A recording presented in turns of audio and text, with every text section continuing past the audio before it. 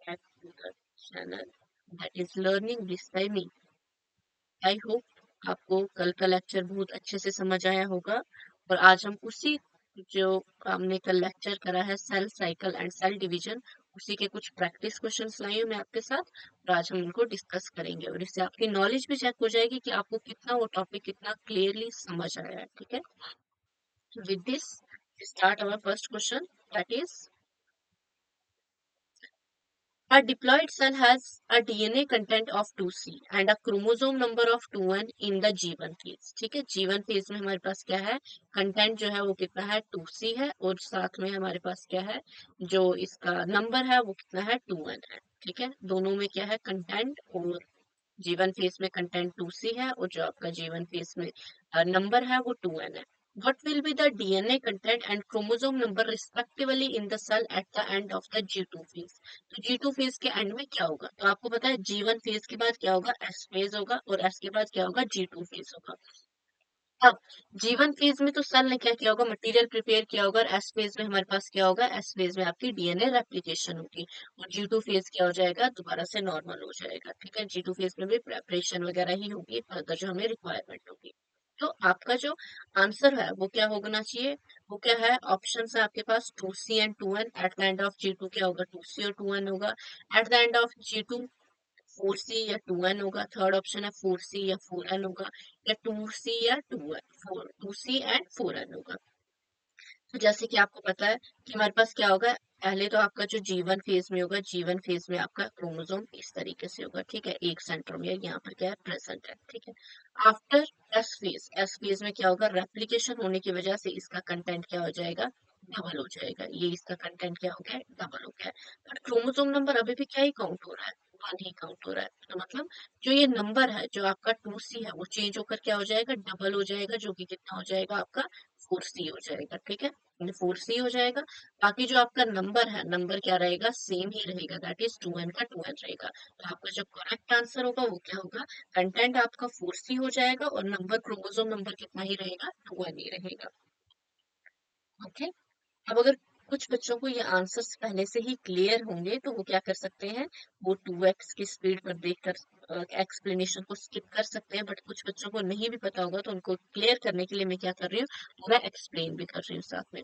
During the Pachytene stage of the meiosis 1, the process of crossing over is an enzyme-mediated process. Which enzyme complex is primarily responsible for this? तो meiosis 1 के Pachytene stage में आपको पता है क्या होती है, क्रॉसिंग ओवर होती है. तो वहां पे कौन सा एंजाइम इन्वॉल्व होता है, ऑप्शंस आपके पास DNA polymerase, ligase only, third is recombinase and fourth is helicase. तो जो आपका डीएनए पॉलीमरेज है, लाइगेज और हेलिकेज है, ये आपकी डीएनए रेप्लिकेशन में काम आते हैं. पैकेटिन स्टेज में इसका कोई काम नहीं है. तो आपको बस याद कैसे रखना है, पैकेटिन स्टेज में क्या होता है, क्रॉसिंग ओवर मतलब रिकॉम्बिनेंट की फॉर्मेशन होती है. तो जो एंजाइम कॉम्प्लेक्स इन्वॉल्व होगा वो भी कौन सा होगा, that is option number 3, recombinase. अब moving on to next question, third question आपकी स्क्रीन पर ये रहा. What is the specific function of kinetochore. तो काइनेटोकोर का क्या फंक्शन होता है माइटोसिस के टाइम पर, माइटोसिस बोलो मियोसिस बोलो, दोनों में काइनेटोकोर का क्या फंक्शन होता है. पहला है it holds two sister chromatids together, ये दो सिस्टर क्रोमैटिड्स को टुगेदर रखता है. सेकंड है it serve as a site for spindle fiber के अटैचमेंट के लिए, ये साइट मतलब ये क्या करता है, स्पेस बनाता है जहाँ पे स्पिंडल फाइबर आके अटैच होंगे. थर्ड है it synthesises the spindle fibre.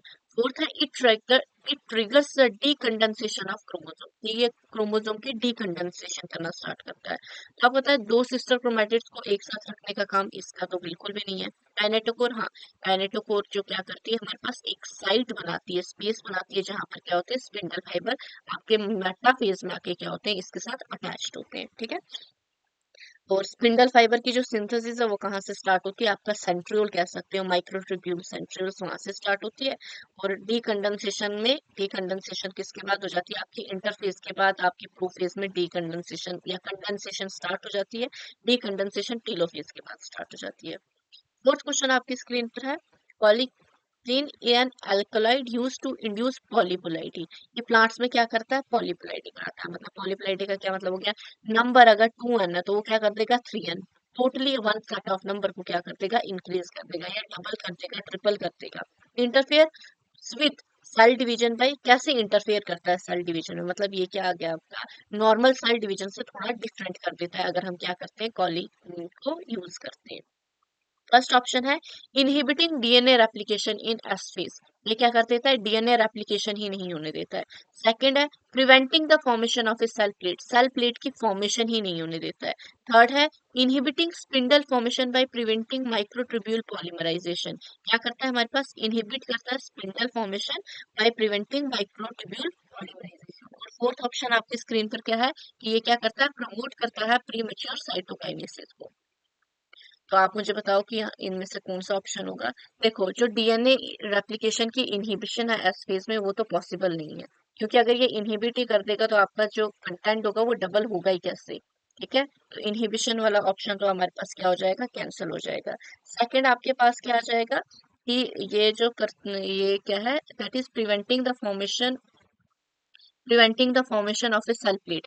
तो सेल प्लेट की फॉर्मेशन कहाँ पर होती है आपकी, साइटोकाइनेसिस का प्रोसेस है, तो साइटोकाइनेसिस के प्रोसेस का भी यहाँ पे कोई यूज नहीं है। थर्ड ऑप्शन आपके पास क्या है, ये इनहिबिट करता है spindle formation by preventing microtubule polymerization. तो ये ऑप्शन आपके पास क्या है, करेक्ट आंसर है, क्योंकि हमारे पास क्या करता है, कॉलिचिन जो ट्यूबलिन प्रोटीन के साथ बाइंड हो जाता है, उसके बाद क्या कर देता है, ये स्पिंडल फाइबर की अटैचमेंट नहीं होने देता है, प्रिवेंट कर देता है कि स्पिंडल फाइबर की अटैचमेंट नहीं हो। तो इसका आपका जो करेक्ट आंसर है वो क्या है, option number 3, that is inhibiting spindle formation by preventing microtubule polymerization. Okay, इससे हमारे पास में क्या हो जाता है, सेल में पुलाइडी बढ़ जाती है, दैट इज नंबर बढ़ जाता है। अगर कोई सेल है जिसका क्रोमोसोम नंबर पहले 23 होगा, तो अब जो क्रोमोसोम नंबर होगा वो कितना हो जाएगा, 46 हो जाएगा, डबल हो जाएगा एक हिसाब से। ठीक है, in metaphase 1 of meiosis, how do chromosome align at the equatorial plate? Equatorial metaphase 1 के meiosis में जो chromosomes होते हैं वो equatorial plate पर कैसे arrange होते हैं। फर्स्ट ऑप्शन है individual chromosome align in a single row, second है bivalents align in a double row, third option है chromosome remain in the cytoplasm, fourth option है non homologous chromosomes pair up हो जाते हैं। तो आपके सबसे पहली बात तो इंडिविजुअल क्रोमोसोम्स, ये आपका कहाँ पर होते हैं, आपके इंडिविजुअल क्रोमोसोम्स सिंगल रो में लाइन होते हैं, वो होते हैं माइटोसिस में, ना कि मियोसिस में। ठीक है, माइटोसिस कह सकते हो या मियोसिस 2 में होते हैं। फिर बाइवेलेंट्स, तो हाँ हमारे पास क्या होता है, मियोसिस में बाइवेलेंट्स की फॉर्मेशन हो जाती है और ये डबल रो में क्या हो जाते हैं, अरेंज्ड हो जाते हैं। और जो आपका ऑप्शन है क्रोमोसोम साइटोप्लाज्म में रहते हैं, ये तो गलत आ गया। नॉन होमोलोगस क्रोमोसोम पेयर होते हैं, नॉन होमोलोगस क्रोमोसोम्स पेयर नहीं होते हैं, होमोलोगस क्रोमोसोम्स पेयर होते हैं। यहाँ पर आपका जो करेक्ट आंसर आएगा वो क्या हो जाएगा, bivalent align in a double row. Moving on to next question, that is the complex formed by a pair of synapsed homologous chromosome is called bivalent or tetrad. At which specific stage that the synaptonymal complex began to form? तो हमारे पास इसके लिए आपको क्या, सबसे पहले साइनेप्टोनिमल complex कहाँ पर होता है, मियोसिस में होता है। मियोसिस की प्रोफेज 1 स्टेज में, प्रोफेज 1 स्टेजेस जो है उनमें इन्वॉल्व होगा। तो ऑप्शन आपके पास है leptotene, zygotene, pectin, diplotene. Leptotene तो क्या है, इनिशियल स्टेज है प्रोफेज की, यहाँ पे सिर्फ क्या होता है हमारे पास, कंडेंसेशन होती है और विजिबल होता है क्रोमोसोम। जाइगोटीन हमारे पास क्या आ जाता है, जहां पर क्या होती है, साइनेप्सिस होती है, और यहीं पर आपकी क्या हो जाती है, साइनेप्टोनिमल कॉम्प्लेक्स पे क्या हो जाता है, इसकी फॉर्मेशन भी शुरू हो जाती है। पैक्टिन में क्रॉसिंग ओवर होती है। डिप्लोटीन में क्या होता है आपकी, दैट इज डिसोल्यूशन हो जाती है साइनेप्टोनिमल कॉम्प्लेक्स की। फॉर्मेशन पूछा है बिगन कहाँ होता है, तो आपका क्या आ जाएगा, that is zygotene. Moving on to next question, that is cell do not divide further, exit the G1 phase to enter a inactive stage, ठीक है, जिसे हम क्या कहते हैं, is called quiescent stage. Which of the following true about the G0 phase? G0 कह सकते हो या quiescent stage के लिए क्या true है? They are metabolically inactive. Second, they remain metabolic active but no longer proliferate unless called upon. Third है they have half the amount of DNA compared to G1 cells. They are dead and undergoing apoptosis. तो देखो metabolically active होता है, हमने पढ़ा था जो quiescent stage में सेल होता है वो सिर्फ क्या होता है, रेस्टिंग फेज में जाता है। रेस्टिंग फेज में जाता है तो मेटाबॉलिकली क्या होता है, एक्टिव होता है। हाँ, लेकिन वो प्रोलिफरेट नहीं करेगा, क्यों नहीं करेगा, क्योंकि अभी उसको रिक्वायरमेंट नहीं है, लेकिन जब जरूरत होगी तो वो दोबारा सेल साइकिल में आएगा और अपने नंबर को इंक्रीज करेगा। जो थर्ड ऑप्शन है कि अमाउंट हाफ हो जाएगा, इसका कोई लेना देना नहीं है। अमाउंट जीवन फेज में जो होता है simile at the end of mitosis जो कंटेंट होगा वही हमारे पास क्या रहेगा, मतलब G1 फेज में जो कंटेंट रहेगा सेम आपका किस में रहेगा, G0 में भी रहेगा। एस फेज में बस आपका क्या होता है, कंटेंट डबल होता है। G2 फेज में भी डबल होता है, वो एफ फेज से होकर दोबारा क्या हो जाता है, सिमिलर हो जाता है। तो इसका जो सही ऑप्शन है वो आपका क्या, option number 2, that is they remain metabolic active and but no longer proliferate unless called upon. जब तक बोला नहीं जाए तब तक ये अपना नंबर क्या नहीं करते हैं, इंक्रीज प्रोलिफरेट नहीं करते, प्रोलिफरेशन शो नहीं करते हैं, ठीक है। और एपोप्टोसिस का कोई लिंक ही नहीं था इधर भी। In which stage of meiosis does the actual reduction of a chromosome number? आप देखते हो meiosis को हम क्या बोलते हैं, that is known as reductional division। तो एस कौन सी स्टेज है जहां पर एक्चुअली जो नंबर है वो 2n से n होता है?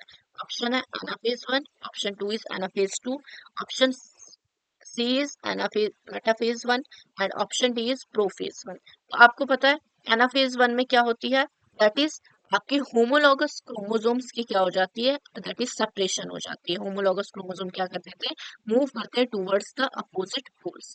तो यहीं पर क्या होता है, जो आपका नंबर पहले डबल होता है वो हाफ हो जाता है। तो आपका करेक्ट आंसर क्या होगा, एनाफेज 1, ठीक है। एनाफेज 2 तो सिमिलर होता है जैसा माइटोसिस होता है, यहाँ पर क्रोमैटिन की सेपरेशन होती है, या सिस्टर क्रोमैटिड्स की सेपरेशन होती है। मेटाफेज में तो अलाइनमेंट होती है, और प्रोफेज में तो आपका क्या होता है, जस्ट कंडेंसेशन कह सकते हो कि स्टार्ट हो जाती है, क्रोमोसोम अपेयर होना स्टार्ट हो जाते हैं। तो सही आंसर इसका होगा एनाफेज 1, ठीक है। Moving on to next question. During the S phase of the typical animal cell, जब एस फेज होता है किसी एनिमल सेल में, टिपिकली डीएनए रेप्लिकेशन न्यूक्लियस के अंदर होता है। Which significant event occur simultaneously in the cytoplasm. आपकी डीएनए रेप्लिकेशन तो न्यूक्लियस के अंदर होता है, साइटोप्लाज्म में क्या प्रोसेस होता है?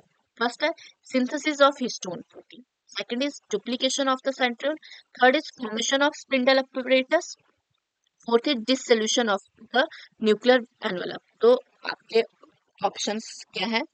First option synthesis of histone protein. तो हिस्टोन प्रोटीन की सिंथेसिस की रिक्वायरमेंट यहाँ पे नहीं है, पैकेजिंग ऑफ सेल वगैरह का कंसेप्ट आ जाएगा, यहाँ पर वो तो नहीं होगा, ठीक है। और वो होगा भी तो कहाँ पर होगा, आपका न्यूक्लियस के अंदर होगा, साइटोप्लाज्म में तो नहीं होगा।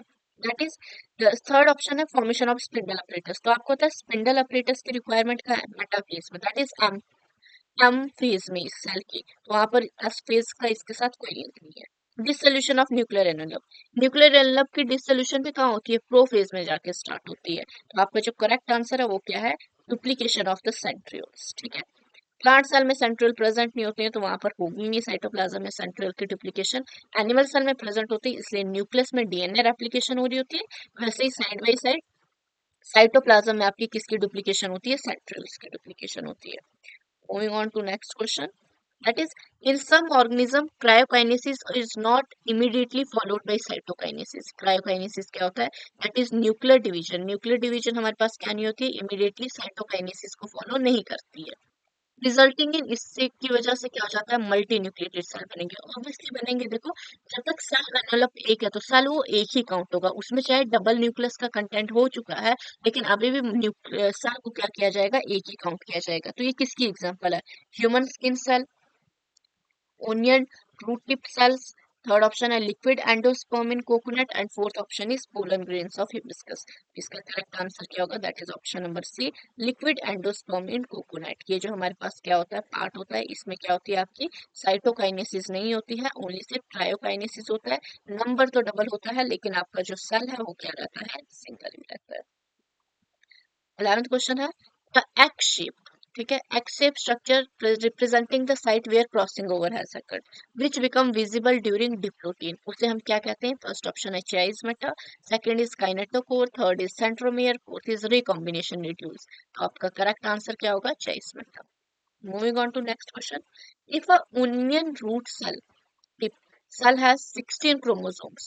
How many chromatids are present in a single cell during metaphase of the mitosis? तो आपको ये करेक्ट आंसर कैसे बताओगे, देखो आपका जो सिंगल आपको क्या बोला है, 16 सेल्स होंगे, ये देखो 16 सेल्स और माइटोसिस है, तो ये 16 सेल में से मैं एक ही बनाती हूँ। ये हमारे पास क्या होंगे, ये बाइवेलेंट्स प्रेजेंट होंगे ड्यूरिंग मेटाफेज। मेटाफेज के टाइम पर क्या होगा, क्रोम ये बीच से सेंटर टूटेगा, तो यहाँ पर क्या हो जाएगा, एक सेल एक पोल पे मूव करेगा, दूसरा जो हमारे पास सिस्टर क्रोमेटिड होगा वो दूसरे सेल पे मूव करेगा। तो देखो अगर मेटाफेज की बात करूं, जब ये यहाँ से क्या हुआ, इसकी क्लीवेज, इसकी क्या हुई, सेंटर से ये जब ब्रेक हुआ, तो एक सिस्टर क्रोमेटिड इधर मूव करा, एक सिस्टर क्रोमेटिड, तो एक ही क्रोमोसोम से हमारे पास नंबर क्या हो गया, एक क्रोमोसोम था, मेटाफेज के बाद एक ही से दो सेल बने। अगर हमारे पास 2 1 कंटेंट 16 है, तो मेटाफेज के टाइम पे कंटेंट कितना हो जाएगा, double, that is equals to 32। तो आपका जो करेक्ट आंसर होगा यहाँ पर, वो करेक्ट आंसर क्या हो जाएगा, option C, that is 32। Number कितना हो जाएगा, डबल हो जाएगा। तो देखना है आपको क्वेश्चन क्या पूछा है, इधर पूछा था सिंगल सेल ड्यूरिंग मेटाफेज, तो मेटाफेज के टाइम पे डबल हो जाएगा, बाद में दोबारा क्या हो जाएगा इसका, जब एक एक सेल बना देंगे तब ये क्या हो जाएगा, हाफ, दैट इज 16 हो जाएगा माइटोसिस में। Why is meiosis two, meiosis two को often refer to as equational division क्यों कहते हैं, ठीक है, ऑप्शन है आपके पास, because it doubles the number of a chromosome, because it produced four identical daughter cells, because the chromosome number remain the same from the beginning to the end of a phase, and last option is because it involves the pairing of the homologous chromosome.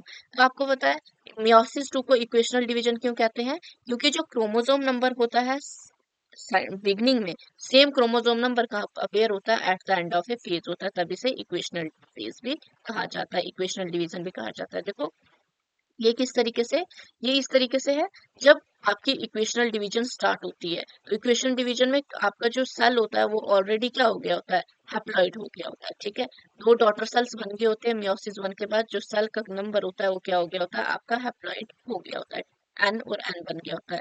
जब आपकी meiosis to होती है, meiosis to होने के बाद भी क्या होता है, एट द एंड जो एक सेल है उससे हमारे पास क्या होते हैं, दो डॉटर सेल बनते हैं यहाँ पर, एक डॉटर सेल से ये बना और दूसरा ये बना, ठीक है। सिमिलरली जो दूसरा आपका सेल होगा, इससे भी क्या होंगे, दो डॉटर सेल्स बनेंगे, एक ये जिसका नंबर क्या होगा, इसका भी एन होगा और दूसरे का भी क्या होगा, एन होगा। जब दोनों का एन, जो चारों डॉटर सेल्स आएंगे उनका नंबर सेम रहेगा। आपको सिर्फ बोलता है कि इक्वेशनल क्यों बोलते हैं, क्योंकि क्रोमोसोम नंबर देखो, एट द बिगिनिंग में जो क्रोमोसोम नंबर था, at the end of meiosis के बाद भी क्या है, नंबर सेम है, दैट्स वाई इसे हम क्या कहते हैं, इक्वेशनल डिवीजन कहते हैं। The short lived stage between meiosis one और मियोसिस टू, मियोसिस में जो थोड़ी टाइम के लिए स्टेज होती है मियोसिस वन और मियोसिस टू, उसे हम क्या कहते हैं, इंटरकाइनेसिस कहते हैं। What is the most critical feature of this stage, तो क्या क्रिटिकल फीचर होता है इस स्टेज का, there is no replication of DNA, second is chromosome undergo maximum condensation, third is crossing over occur here, fourth is nuclear envelope remain fully intact and never disappear. तो ये जो सारे options हैं इनका कोई लिंक नहीं है, बस हमें इतना याद करना है, इंटरकाइनेसिस क्या है, एक रेस्टिंग स्टेज आती है, सेल अपने आप को प्रिपेयर करता है मियोसिस टू के लिए, लेकिन यहाँ पर डीएनए रेप्लिकेशन नहीं होती है, तो करेक्ट आंसर हो जाएगा there is no replication of the DNA, option A is correct. Which event marked the final stage of the meiotic prophase 1? Specifically dikinase. तो क्या प्रोसेस होता है at the end of a prophase 1? Formation of synaptonymal complex. Synaptonemal complex की formation तो zygotene में हो जाती है। Beginning of a crossing over, ये तो आपके पैकेटिन स्टेज में हो जाती है।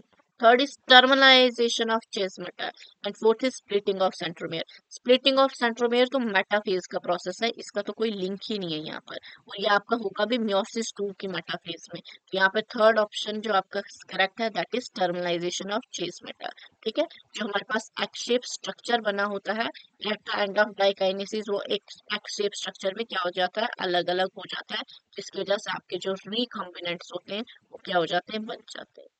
आपके सेल में क्या होता है, जो एक्स्ट्रा कंटेंट होता है वो अलग अलग हो जाता है। Okay, moving on to next question, that is question number 16। In plant cell cytokinesis is achieved by the formation of a cell plate, ठीक है।